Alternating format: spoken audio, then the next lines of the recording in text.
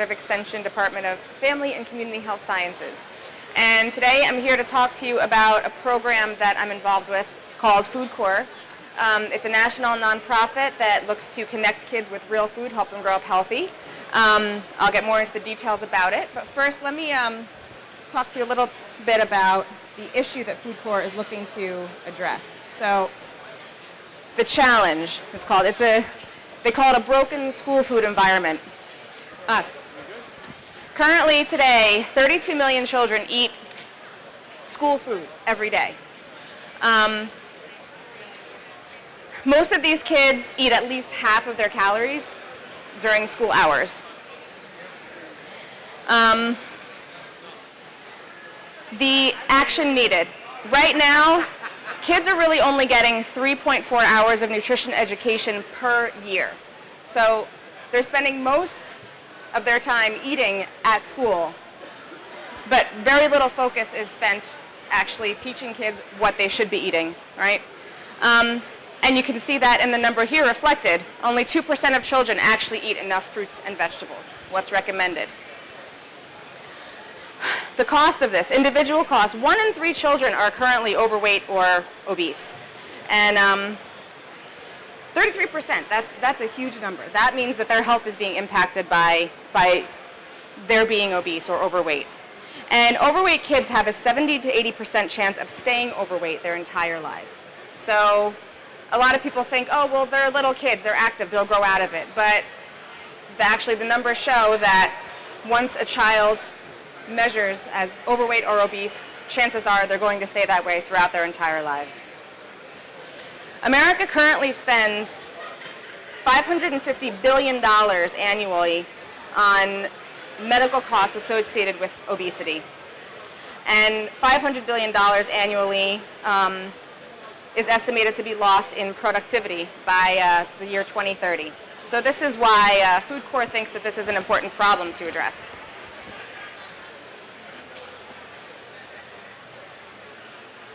So what is FoodCore? In a nutshell, it's a nationwide team of AmeriCorps leaders who connect kids to real food to help them grow up healthy. The vision of FoodCore is a future in which all our nation's children, regardless of class, race, or geography, know what healthy food is, know and care where it comes from, and eat it every day. It's also a generation of leaders with the skills and experience to turn that vision into a reality. So what do we know? We know that children who are introduced to fruits and vegetables at a young age are more likely to consume them on a regular basis. And research, as well as our own anecdotal evidence, supports this fact. We know that children participating in farm-to-school programs consume an increase of at least 1 serving of fruits and vegetables per day. We also know that combining educational components with local quality food served in the cafeteria can lead to permanent improvements in children's diets in both school and at home. So this is something that carries over, and while the kids might be learning about this and eating it initially in schools, it's going to carry over, and they're going to carry this with them, this habits with them to the home as well.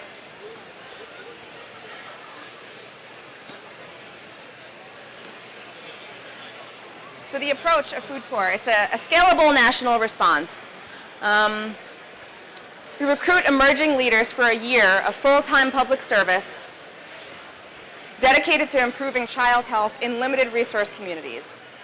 So generally, we determine what a limited resource community is by the percentage of free and reduced lunch that the children serve there. So our service members, our FoodCore members, tend to serve, almost all of them serve in communities where the rate of children who receive free and reduced lunch is at least 50%.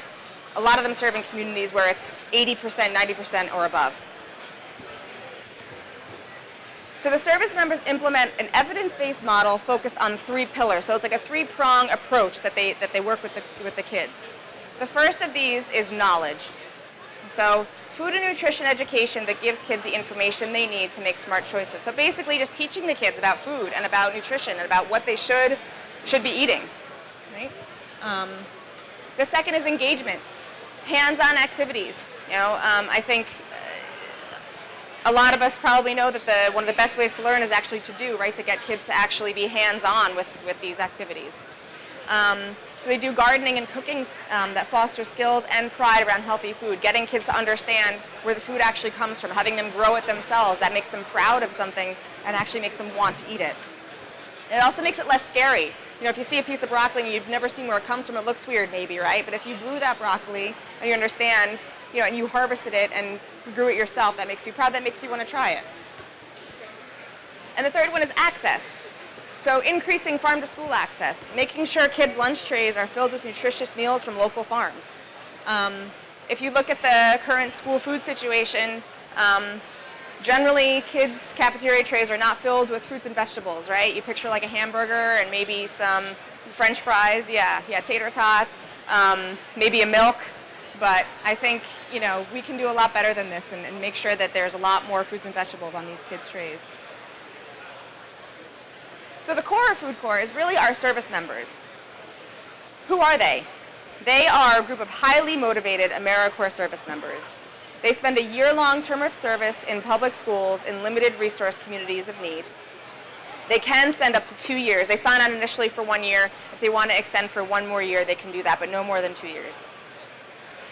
They actively improve the school food environment via the FoodCore's 3 pillars, which I mentioned a few minutes ago. That's the knowledge, engagement, and access. They do receive a small stipend and an education award. So they do get paid throughout the year, but it's very minimal. And then when they successfully complete their term of service, which means they've done 1,700 hours of service, they get an education award of it's about $5,500 that they can use either to pay off student loans or to go back to school. So that's another benefit that they get at the end. And throughout the year, they receive ongoing mentorship, training, and professional development, and that's mainly where I come in. The partners in FoodCore is the host site, which is in New Jersey, Rutgers Cooperative Extension.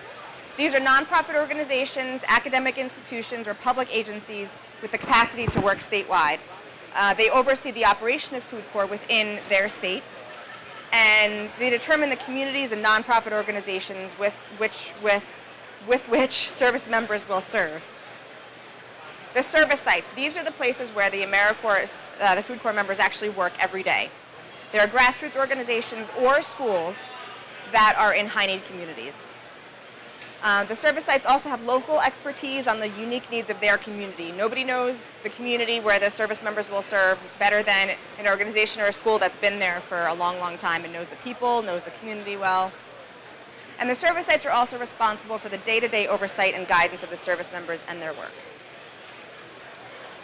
FoodCore currently serves in 17 states and DC, so 18 places, I guess you can say. So you can see it's a little cut off here, but California is one of the states, and Oregon too. And then if you could see the smaller states over there, Massachusetts, Connecticut, New Jersey, New York City, which they're a new state this year, and Washington, D.C.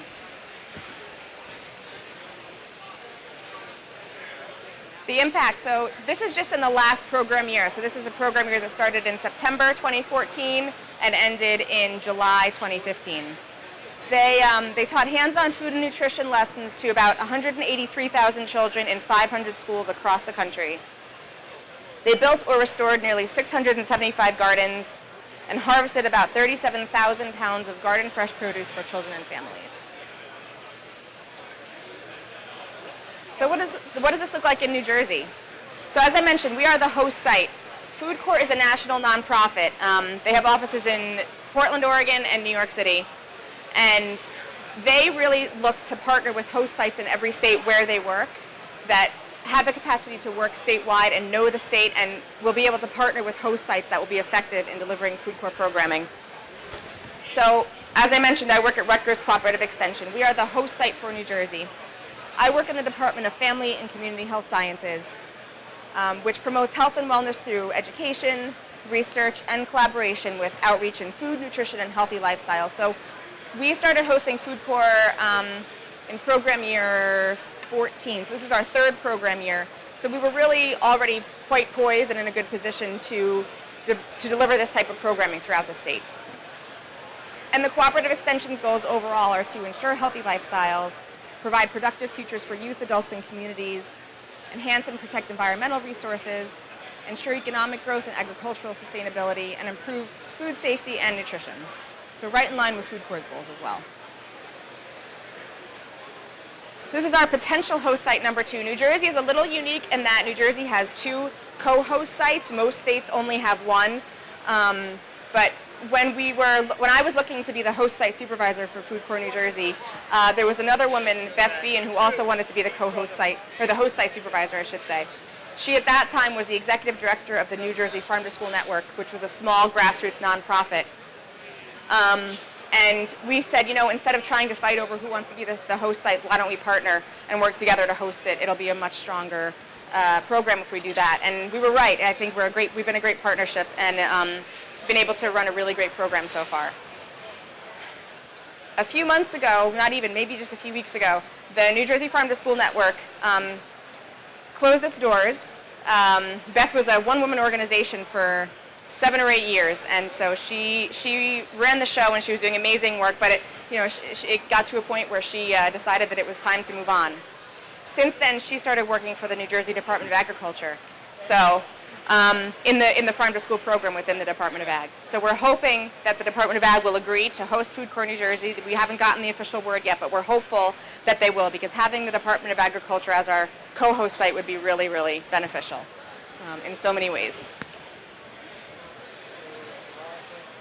These are our service sites. As you can see, we're spread throughout the state. It's a little cut off there, so I'll read the list. It goes from north to south. So number 1 is United Way, Passaic County and Patterson. Number 2 is Grove Green, Morristown and Morristown. Number 3 is Greater Newark Conservancy. Number 4 is Phillips Academy Charter School. Number 5, the New Brunswick Community Farmers Market. Number 6, Providing Hope in Long Branch.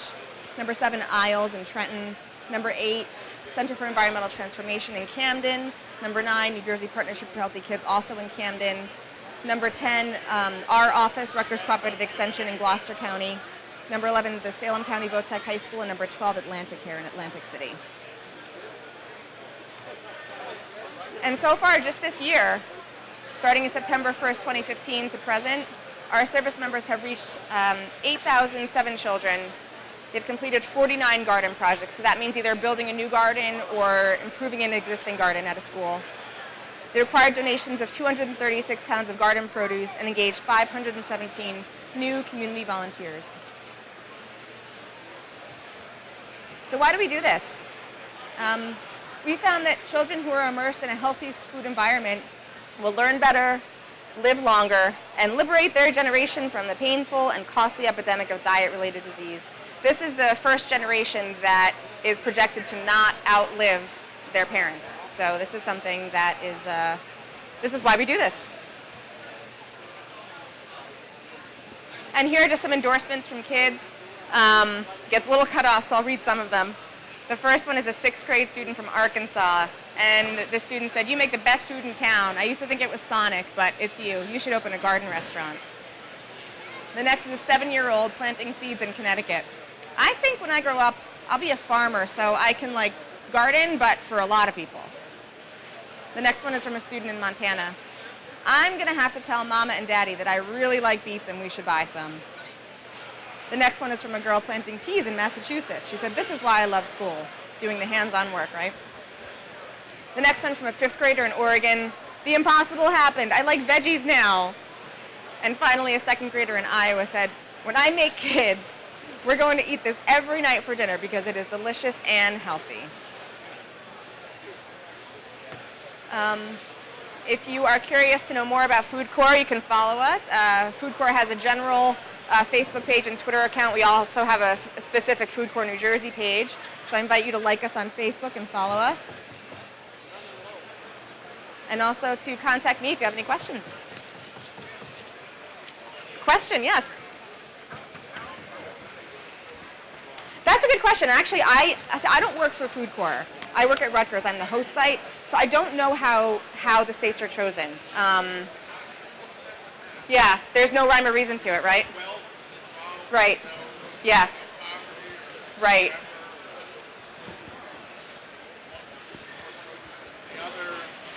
I know. I don't know. I know that the year that we were applying to be a host site, which was 3 years ago, They were looking to expand that particular year into 3 new states, and it was New Jersey. Actually, they were expanding into 3 new states. Ready? It was Hawaii, California, and New Jersey. So, guess who got the fewest number of applications from FoodCore members that year? Everyone wanted to go to Hawaii and California. Yeah, exactly. So, but that year they were also trying to expand into Georgia, and I want to say, someplace in the Midwest, Illinois maybe? And Illinois is not one of their current states. So I don't know if it's just that they have an idea of where they would be good host site organizations. It's not the feds. They're a nonprofit organization.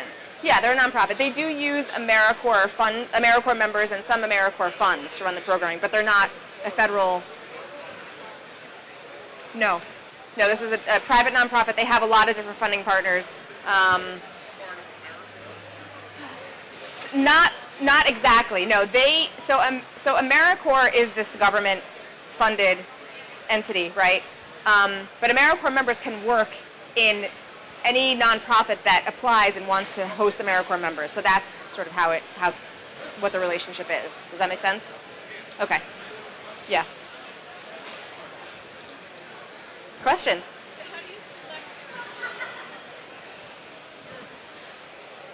how do we select our FoodCore service members?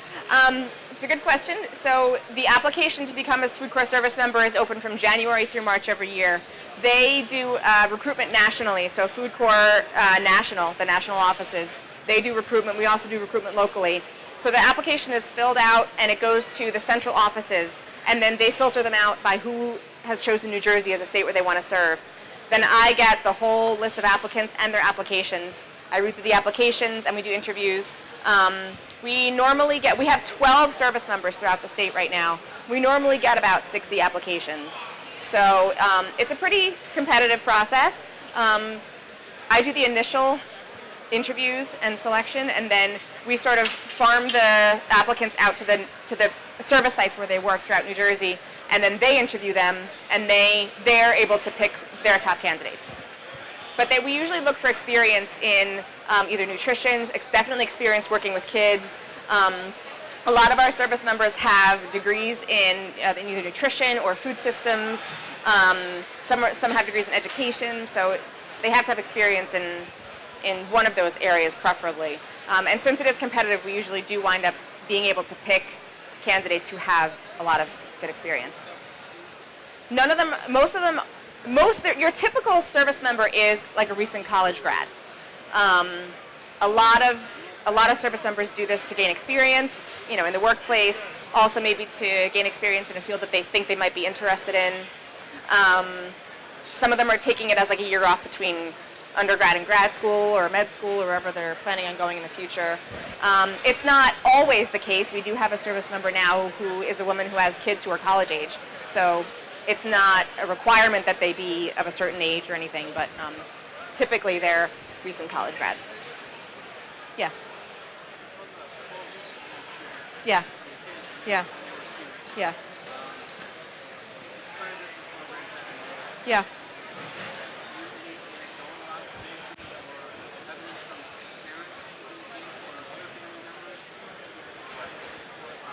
Yeah, so anecdotal evidence that the parents are being affected. The first one that comes to mind is there's a school in Newark that we work in, and the service member last year started a farmer's market in the school that took place at pickup time when the parents would come and pick up the kids. And she had done a lesson, I guess earlier that day or maybe earlier that week, on celery root. If you ever had celery root, it's an odd vegetable. It looks weird. It tastes kind of funny. It's delicious. Most kids think it tastes funny, but she had done this taste test with celery root, and the little girl was begging her mom to buy celery root so she could take it home and teach her how to make this particular recipe. And so, I mean, if you've ever heard of the nag factor? The nag factor is something that food companies are very familiar with, also supermarkets. That's why supermarkets place the sugary cereals with the bright colored boxes on the bottom shelf, because they know the kids will see them and go, Mom, I want that. And a lot of times the parents give in because they're, just don't want to hear the kid bothering them anymore. It's the nag factor. So if we can sort of take that nag factor, though, and work it to the kid's advantage, that's what happens.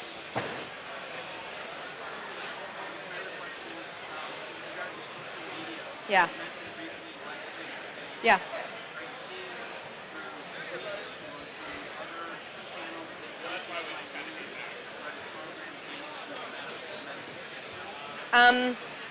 Yeah, I think we have a stronger Facebook presence than Twitter. But we have had, I've seen a great increase this year in the number of likes that we have. And I see a lot of schools and nonprofits that work with schools sharing our photos. And we actually get contacted a lot through Facebook too to say, hey, can I have a FoodCore service member to, work in my garden or to, work with our kids. I think some people think we just have them in a box waiting to be plucked out, which isn't the case. Yeah, we're growing the FoodCore members. But yeah, that's definitely been reaching a lot of people. Yeah. Thanks. Sure.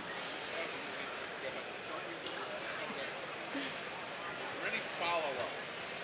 Like putting an apple on the kid's tray, broccoli, whatever. Yeah. I heard something probably several years back on the telephone. Yeah.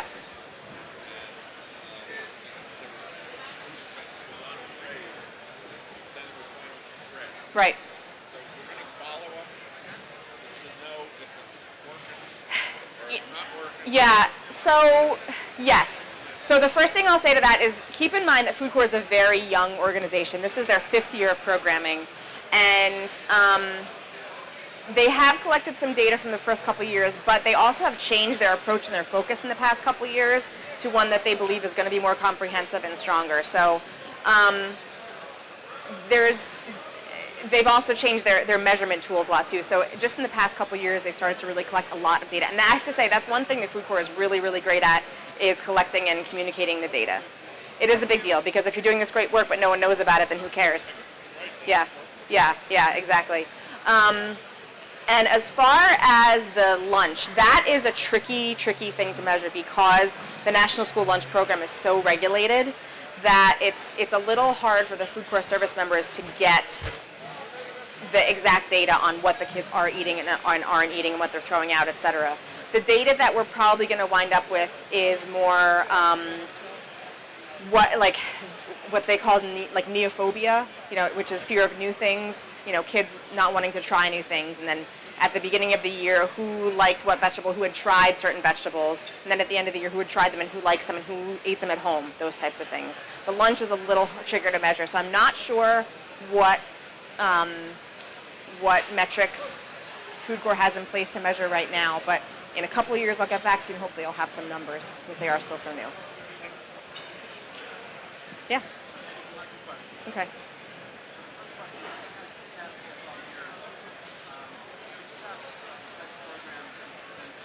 Yeah.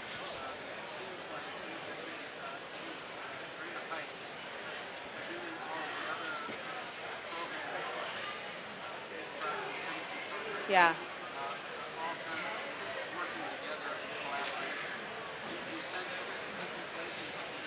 Yeah, as a matter of fact, this year, FoodCore New Jersey has an official partnership with the Fresh Fruit and Vegetable Program of New Jersey. And if you're not familiar with that, it's a program that's run through the NJDA that brings fruits and vegetables into the classroom, not during meal times, not during lunch or breakfast times, but into the classroom, and has kids taste them, and also does some sort of lesson about the nutritional value of that particular food. So FoodCore members, Fresh Fruit and Vegetable Program is great if you have someone to run it well, which many schools, as you might guess, don't. Teachers are busy, principals are busy. You have to have someone who's really dedicated to running this program. So the FoodCore members have, in some of our service sites, really taken on this program, and it's been a great way to get the food into the schools and also get kids to try it, and also it's been a great partnership with the NJDA. Yeah. And also, just to kind of piggyback off what you said, the FoodCore members are really also supposed to take a very comprehensive approach to change the culture of the schools where they work. They work in no more than 3 schools, and that's very intentional, because what we don't want is for FoodCore members to work in 12 different schools, and they visit one school once every 2 weeks, talk about vitamin C, and then move on, and the kids forget. As you saw at the beginning, kids get 3.4 hours of nutrition education per year. It's not working. It's not doing anything. The point is to create an environment and a culture within the school where the healthy choice is the norm, right? The norm isn't to go to the vending machine and get Oreos. The norm is maybe to get some veggies and dip, or something that actually has some nutritional value for the kids, and for the kids to understand and appreciate that. And so it takes getting everybody on board. The FoodCore members are supposed to work with the faculty and the staff at the schools to ensure that this happens. They're supposed to create school wellness councils so that this is something in the policy that's sustainable beyond just the lesson that they're doing right there in the classroom.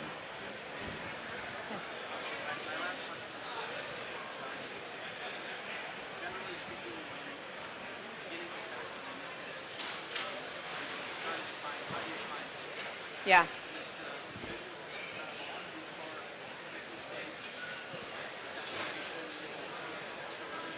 I would assume so, but again, I don't work for FoodCore, so it's hard for me to say that.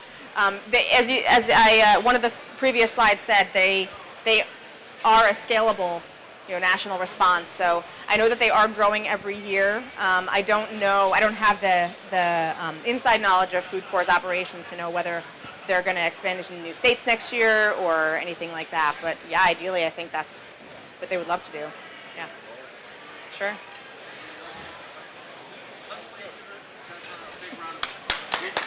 Thank you.